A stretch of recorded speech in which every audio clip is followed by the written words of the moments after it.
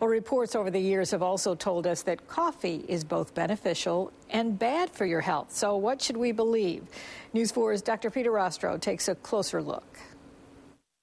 Is coffee good for you or bad for you? What's the myth and what's the reality? And how do you know? Some articles you read say it's great to have a cup of coffee or 2 cups of coffee a day, and then you read something else and they said, no, coffee's not really so good for you.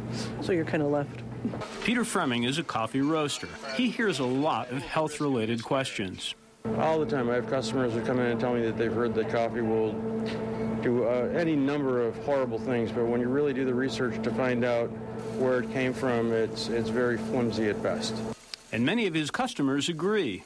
Oh, you've heard it, but then if you do more study on it, you find out that it's not true. Well, I think in one way coffee's good for you because it has antioxidants in it. Let's get more specific about coffee's potential relationship to an illness. Would you think that coffee would have any effect on your risk of having a stroke? I don't really think that is a major factor, no.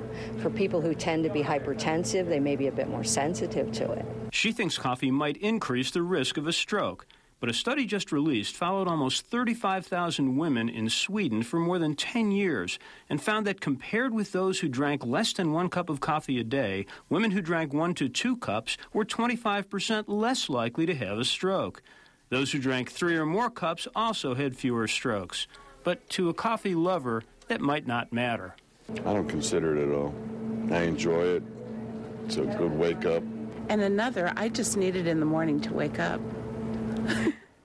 Now, this doesn't mean that coffee should become part of a woman's stroke prevention program, but it does indicate that if you enjoy coffee, you certainly shouldn't be afraid that it'll increase the risk of a stroke. I showed the report to my wife at breakfast yesterday, and she decided to have another cup of coffee. She knows all about coffee, too. Now, so in most cases, okay, but there are some people who shouldn't drink coffee, right? Yeah, well, just as with any food, there are some people who are sensitive to caffeine or to other substances that are in coffee.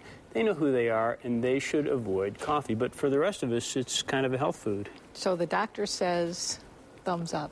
All right. Thank you.